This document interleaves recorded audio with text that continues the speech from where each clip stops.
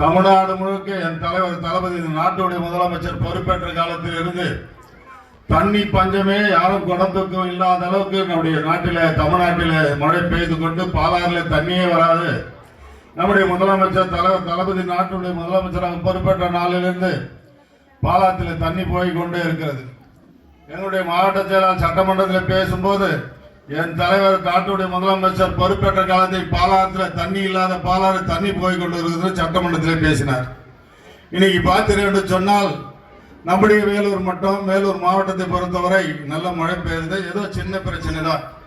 நாங்கள் 2006-17 ஆட்சி பொறுப்பில் இருக்கும்போதே நம்முடைய தலைவர் கலைஞர் அவர்கள் ஆட்சி பொறுப்பு இருக்கும்போதே எங்கென்னெல்லாம் தண்ணி தேங்குதோ அதெல்லாம் ஒழுங்கான முறையில் சீர் செய்திருக்கிறோம். அதனால எங்களுடைய வேலூர் மாவட்டத்தில் 5 தொகுதியில் தண்ணி எங்கேயும் பெரும்பாலும் தண்ணி தேங்காது, போய்கொண்டே இருக்கும். ஆற்றுலையும் பாலாத்திலையும் காவாலையும் போயிடும். இப்போது 2021 ஆட்சி பொறுப்பில் இந்த 3 ஆண்டு காலத்தில் தொடர்ந்து என்னென்னலாம் நம்முடைய மக்களுக்கு செய்ய முடியுமோ அதை தொடர்ந்து செய்திருக்கிறோம்.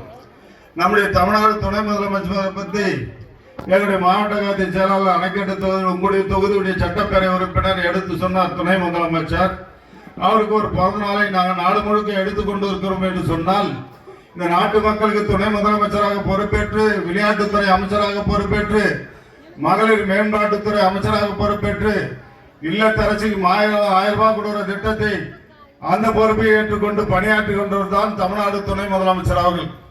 கழகத்தின் இளைஞரணி செயலாளராக பொறுப்பேற்று பணியாற்றி கொண்டிருக்கிறார். சட்டமன்ற உறுப்பினராக பொறுப்பேற்று, அமைச்சர் பொறுப்பேற்று, இன்னைக்கு எல்லா நிலையிலும் பொறுப்பேற்று நல்ல சிறப்பான பணியாற்றிய காரணத்தால் என் தலைவர் தளபதி நாட்டுடைய முதலமைச்சராக துணை முதலமைச்சராக பொறுப்பெடுத்தார். பொறுப்பேற்றுக் கொண்டு தமிழ்நாடு முழுக்க சுத்தி கொண்டு வருகிறார். நம்முடைய மாவட்டத்துக்கு 6-7 ஆய்வுக்குழுக்கு வந்தார். மாவட்ட ஆட்சித்தலைவரிடத்தில் ராணிப்பேட்டை 4 தொகுதி, வேலூர் மாவட்டம் 5 தொகுதி. அதில் ஆய்வு பண்ணும்போது மாவட்ட ஆட்சித்தலைவரிடத்தில் மணி 5:45 மணி வந்து 8:45 மணி வரையிலும் ஆய்வு பண்ணார். நாங்கள் மாவட்ட செயலாளர் கலந்து கொண்டோம், நானும் கலந்து கொண்டேன், மேயர் கலந்து கொண்டோம், டிஸ்ட்ரிக்ட் சேர்மன் பாபு கலந்து கொண்டார்.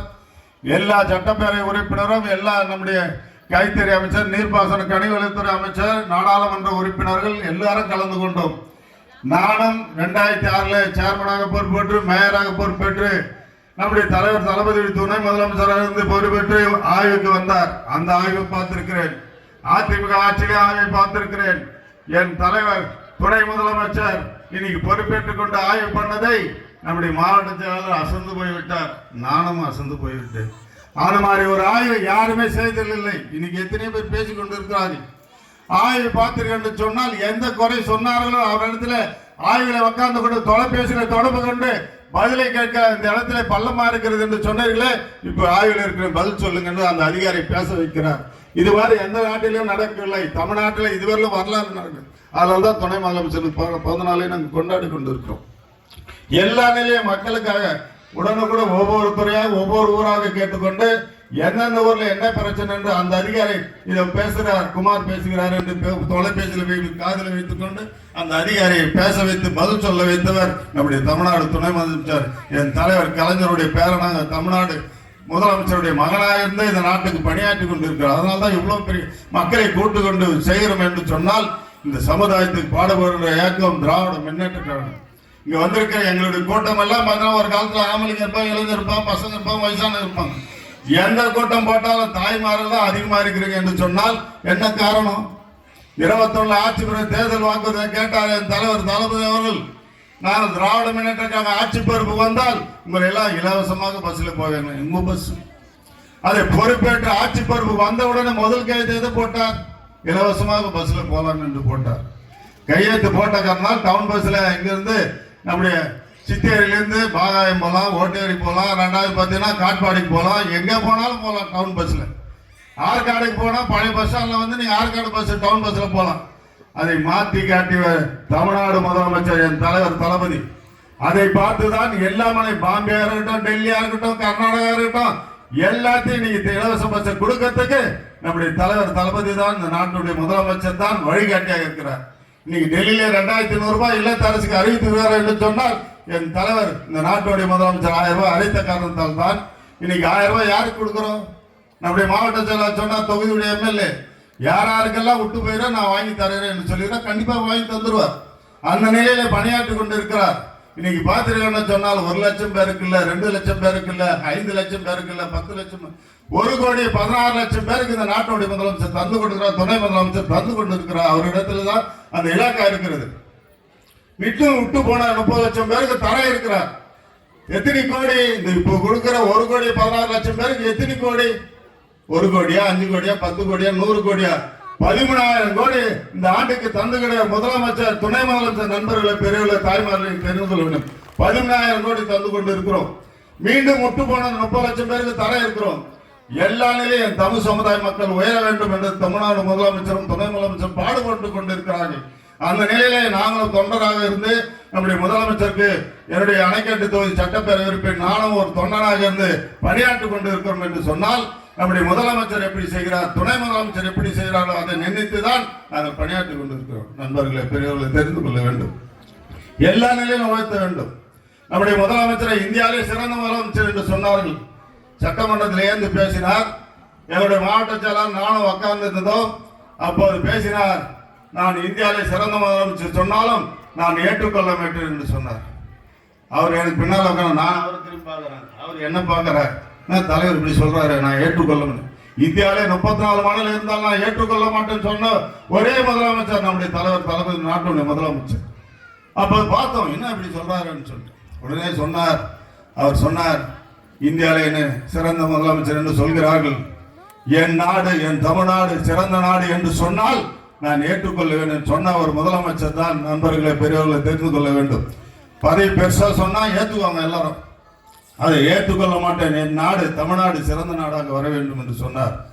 இங்க வந்திருக்கிற அத்தனை தாய்மார்களுக்கு சொல்கிறேன், நம்ம பெத்தெடுக்கிற குழந்தைகள் சிறப்பாக இருக்க வேண்டும். சிந்திக்க கூட கூலி தொழிலாளர், ரிச்சா தொழிலாளர், பீடி தொழிலாளர், எந்த மக்களால் பெத்தெடுத்த குழந்தை சிறப்பாக இருக்க வேண்டும் நினைக்கக்கூடிய தாய் தந்தைகள், அந்த தாய் தந்தைகள் மனதில் இருப்பதை சட்டமன்றத்தில் சொன்னவர் என் தலைவர் தளபதி. நண்பர்களை, 234 எம்எல்ஏ, அமைச்சர் பெருமக்கள், எதிர்கட்சி வரிசையில் 66 பேர், பிஜேபி, பாட்டாளி கட்சி, விடுதலை சிறுத்தை, நம்முடைய முஸ்லீம் லீக், கம்யூனிஸ்ட் தோழர்கள் எல்லாரும் பார்த்தார்கள். நம்முடைய முதலமைச்சர் சொன்னார். என்ன சொன்னார்? நம்ம இடத்துல சொத்து சுகம் இருக்கும், லட்சக்கணக்கான பணம் இருக்கும், கோடிக்கணக்கான சொத்து இருக்கும். இறுதி வரை வருவது கல்வி. இந்த அரசை பொறுத்தவரை கல்விக்கும் சுகாதாரத்துக்கும் முக்கியத்துவம் கொடுக்கிற அரசு தமிழ்நாடு முதலமைச்சர் அரசு என்று சட்டமன்றத்தில் சொன்னவர் நம்முடைய முதலமைச்சர். தாய்மார்களை தெரிந்து கொள்ள வேண்டும். எல்லா நிலையும் தமிழ்நாடு மக்கள் உயர வேண்டும். அப்பதான் நான் இந்தியாவிலே சிறந்த முதலமைச்சர் என்று ஏற்றுக்கொள்வேன் என்று சொல்லி பணியாற்றினார். அதனால் தான் பார்த்தீர்கள் என்று சொன்னால், கல்விக்கும் சுகாதாரத்துக்கும் 34 துறை இருந்தாலும் கல்விக்கும் சுகாதாரத்துக்கும் அதிகமான நிதியை ஒதுக்கி தரார் முதலமைச்சர், நம்முடைய முதலமைச்சர். இன்னைக்கு பார்த்தீர்கள் என்று சொன்னால் 24, 25 பார்த்தீர்கள் சொன்னால் கல்விக்கு 42,412 கோடி ஒதுக்கி தந்த முதலமைச்சர் நம்முடைய முதலமைச்சர். சுகாதாரத்துக்கு 20,000 கோடி 24, 5, 25. உயர்கல்விக்கு 8,712 கோடி.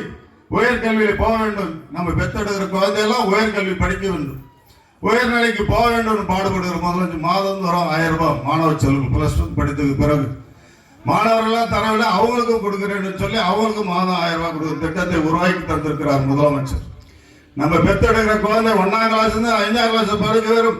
காமராஜர் முதலமைச்சர் இந்த காலத்தில் தான் நம்முடைய முதலமைச்சர் போய் கொண்டு போது மாடு மேய்த்து கொண்டு ஆடு மேய்த்திற்கு கொண்டு இருந்தார்கள். முதலமைச்சர் பார்த்து காமராஜர் அசந்து விட்டாராம். அப்படியே காரை விட்டு இறங்கி விட்டு கேட்டாராம், என்னப்பா மாடு மேய்க்கிறீங்க, ஆடு மேய்? ஐயா, எங்களுக்கு சாப்பாட்டுக்கே வழி இல்லை, நாங்க எங்க போய் படிக்கிறது? உடனே அதிகாரிகளை அழைத்து பேசி என்ன செய்வீங்களோ தெரியாது, அவங்களுக்கு சாப்பாடு ஏற்பாடு பண்ணுங்கன்னு சொன்னவர் காமராஜர். அப்போதுதான் மதிய உணவு என்று உருவாக்கி தந்து ஒரு நாளைக்கு சாம்பார் சாதம், ஒரு நாளைக்கு கோதுமை சாதம் போடுவாங்க. அவ்வளவு நல்லா இருக்கும். அதாவது பிறகு போட்ட காரணத்தால் தான் வேலூர் சட்டமன்ற உறுப்பினர் ஞானசேகரன் 20 ஆண்டு காலம் இருந்தார். அப்ப சொல்லுவார், மேடைக்கு சொல்லுவார், அரசு விழா இருந்தாலும் பொதுக்கூட்டம் வந்தாலும், காமராஜர் போட்ட அப்பாட்டினால்தான் நான் சட்ட கல்லூரி படித்தேன், இந்த நிலைக்கு உயர்ந்தேன் என்று சொல்வார். அது மாதிரி எத்தனையோ பேர் உயர்ந்தார்கள். அப்படியாப்பட்டது எம்ஜிஆர் அவர்கள் ஆட்சி பொறுப்பு வந்து 77 பிறகு 80 நம்முடைய ஆட்சி மீண்டும் 2வது முறை ஆட்சி பொறுப்பு வந்து எம்ஜிஆர் அவர்கள் அதை சத்துணாக மாற்றினார், சத்துணாக மாற்றி தந்தார்.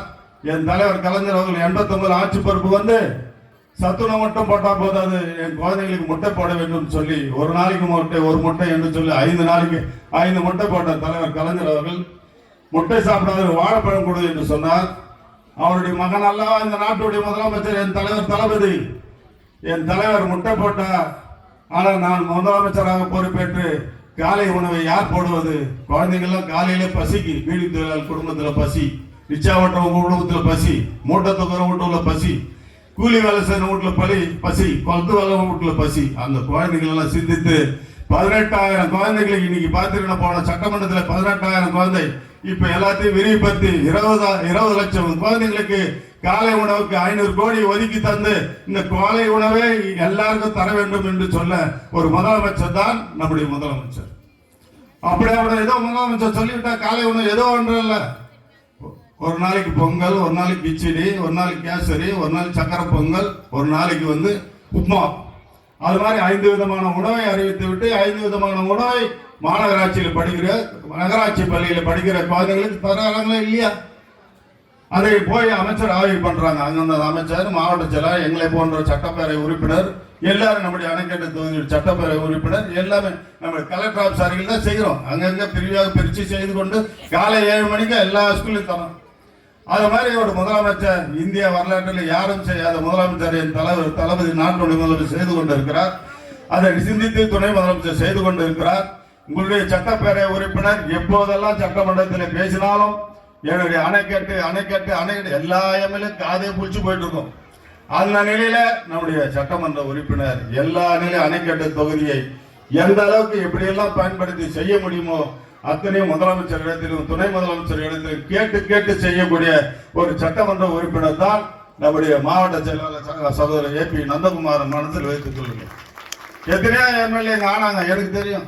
நான் சுத்தாத இடமில்ல அணை இருந்தது. அவர் முதல்வருக்கு 16 லட்சம் போப்பான் இல்லை, எவ்வளவு கஷ்டமா இதுன்னு சொன்னேன். ஏன்னா இந்த தொகுதியில் நான் சைக்கிள்லையும் சுத்திக்கிறேன், ஸ்கூட்டர்லையும், ஏன்னா சவுண்ட் சர்வீஸுக்கு இந்த மைண்ட் செட்டுக்காக எல்லா ஊரையும் சுத்திக்கிறேன் நான். அதனால எனக்கு தெரியும், நீ கண்டிப்பா நீ ஜெயிச்சுட்ட. கவலை நைட்டு 12 மணி 1 மணிக்கெல்லாம் பேசுவோம் நாங்க. அதனால அதை ஜெயிச்சுட்டு எதிர்கட்சியும் போராடி இந்த தொகுதிக்கு எல்லா விதத்திலையும் எடுத்துட்டு வந்தார். இப்படியே நம்முடைய தலைவர் முதலமைச்சர், தமிழ்நாடு துணை முதலமைச்சர், நீர்ப்பாசன கனிவளத்துறை கழகத்தின் பொதுச் செயலாளர் எல்லா அமைச்சர் படத்திலும் ரேடியா போயிட்டு உட்காந்து பேசி என் தொகுதிக்கு அது ஒன்று இது ஒன்று கேட்டு நானாலும் கொஞ்சம் கம்மி தான் இருப்பேன். ஆனால் அப்புறம் பொறுத்தவரையில் எல்லா இடத்தையும் ஜக்காத போய் அதை வாங்கிட்டு வருவார். நீங்க பாருங்க, இதுக்கு முன்னே எப்படி ரோடு இருந்துச்சு, இப்போ எப்படி ரோடு இருக்குது, நீங்க ட்ரைனேஜ் சொல்லுங்க, அதிகம் உடனே ஏற்பாடு பண்ணுவார். எல்லா விஷயம் கரண்டா இருந்தாலும் சரி, வீட்டுக்கு கரண்ட் கொடுக்கணுமா, லைட் ஸ்ட்ரீட் லைட் போடணுமா, தண்ணி வசதி பண்ணி தரணுமா. இப்போ ஒகேனக்கல் வாட்டரு 2006-17 நான் மேயராக இருக்கும் போது தான் நம்முடைய துணை முதலமைச்சர் தலைவரை அறிவித்து அப்போது 1295 கோடி காட்பாடில் அடிக்கல் நாட்டு அந்த பணியை தொடங்கி வைத்தோம். அதுக்கு பிறகு 5 ஆண்டு காலம் செய்யவில்லை. திருப்பி தளபதி இன்னைக்கு தண்ணி பிரச்சனையே இல்லாத அளவுக்கு நம்முடைய முதலமைச்சர் செய்து கொண்டிருக்கிறார். ஆர்ப்பாட்டம் பண்ணி நம்முடைய முதலமைச்சர் பொறுப்பேற்று இன்னைக்கு செய்து கொண்டிருக்கிறோம். இந்த அணைக்கட்டு தொகுதிக்கு வரவில்லை என்று சொல்லி அது நேரம் நகர்ப்புற அமைச்சரிடத்தில் எடுத்து சொல்லி அதுக்கு என்னுடைய அணைக்கட்டு தொகுதிக்கு தண்ணி தர வேண்டும் சொல்லி அதுக்கு இப்போ பார்த்தீங்கன்னா 800 கோடியை நான் ஒதுக்கி தந்து இந்த தண்ணியை நம்முடைய அணைக்கட்டுக்கு ஒகேனக்கல் வாட்டர் வருது. அப்போ வேலூர் மட்டும் தான் கொடுத்தாங்க, அப்போ 48 வார்டுக்கு மட்டும் தான் கொடுத்தாங்க. இப்போ முழுமையாக அணைக்கட்டுக்கும் வர்றதுக்கு ஏற்பாடு செய்து கொண்டிருக்கிறார் ஒகேனக்கல் வாட்டர். அது மாதிரி எல்லா நிலையும் ஒரு சட்டமன்ற உறுப்பினராக சிறப்பான முறையில் செய்யக்கூடிய சட்டமன்ற உறுப்பினராக 2 முறை நீங்க தேர்ந்தெடுக்கிறீங்க. அவர் இன்னும் தொடர்ந்து இந்த அணைக்கட்டு தொகுதியில் ஈஸியாக ஜெயிக்கக்கூடிய அளவுக்கு பணியாற்றி இருக்கிறார், உழைத்திருக்கிறார். சுத்தி ஊர்ல இருக்கும் போதெல்லாம் எல்லாம் காலையில கிளம்புவார், நல்லது கெட்டது எல்லாத்துக்கும் அந்த வண்டி எதுவும் சுத்தி முடிச்சுட்டு தான் போவார் வீட்டுக்கு காட்பாடிக்கு. அது மாதிரி எங்களுக்கு முதலமைச்சர் சாதாரணமாக ஒருத்தர் சீட்டு கொடுத்துட மாட்டாங்க. எப்படி பாடுபடுவாங்க, நம்ம எம்எல்ஏ ஆகிட்டு வாங்கி ஜாலியாக போய் பத்துக்குதா மக்களுக்கு பணியாற்றுறது ஏதோ நினச்சிங்க. நான் நிறைய பேர் எம்எல்ஏ ஆகிட்டா நிம்மதியாக போய் பத்துக்கலாம் மெட்ராஸில், அது பத்துக்க முடியாது. ஜனங்க சும்மா இங்கே வந்திருக்க தாய்மார்களுக்கெல்லாம் எங்களுடைய அரசை பொறுத்தவரை, எங்களுடைய முதலமைச்சரை பொறுத்தவரை, எங்களுடைய துணை முதலமைச்சரை பொறுத்தவரை வேலை வாங்கினே இருப்பாங்க. ஆளுங்கட்சி இருந்தாலும் சரி, எதிர்கட்சியில இருந்தாலும் சரி. நான் ஆளுங்கட்சி மாதிரியே இல்லை, இப்போ எதிர்கட்சி மாதிரி தான் செயல்பட்டு கொண்டு இருக்கிறோம். இங்க வந்திருக்கிற அத்தனை தாய்மார்களும் நம்முடைய துணை முதலமைச்சர் பல்லாண்டு வாழ வேண்டும் என்று வாழ்த்து, நீங்களும் வாழ்த்த வேண்டும், நாங்களும் வாழ்த்த வேண்டும், மேடையில் இருக்கிறவங்களும் வாழ்த்த வேண்டும், என் தலைவரையும் வாழ்த்த வேண்டும். உங்களுக்காக அயராத உழைக்கும் திராவிட முன்னேற்ற கழகம் தான் என்று எடுத்து சொல்லி இங்கு வந்திருக்கிற அத்தனை தாய்மார்களுக்கும் என் தலைவர் தளபதி நாட்டுடைய முதலமைச்சர் துணை முதலமைச்சர் என்ன செய்கிறார்கள் என்று எங்களால் முடிந்த எடுத்து சொல்லியிருக்கிறோம். இதை மனதில் வைத்துக் கொண்டு 2026 வருகின்ற சட்டமன்ற தேர்தலில் அண்ணா ஏழையின் சிரிப்பிலே இறைவனை காண முடியும் சொன்ன பேரறிஞர் அண்ணா உருவாக்கிய சின்னம் உதயசூரியன். அதை கட்டி காப்பாற்றிய என் தலைவர் கலைஞருடைய சின்னம் தான் உதயசூரியன். அந்த வகையில வந்து என் தலைவர் தளபதியுடைய சின்னம் தான் உதயசூரியன். இன்னைக்கு இளைஞரணி செயலாளராக தமிழ்நாடு துணை முதலமைச்சராக பணியாற்றுகின்ற முதலமைச்சருடைய சின்னம் தான் உதயசூரியன் என்று சொல்லி அந்த உதயசூரியன் சின்னத்துக்கு 26ல் நீங்கள் அதிகமான வாக்குகள் அளித்து எங்களுடைய கழக வேட்பாளரை வெற்றி பெற செய்த வேண்டும் என்று கேட்டு வாய்ப்புக்கு நன்றி கூறி விடைபெறுகிறேன். நன்றி, வணக்கம்.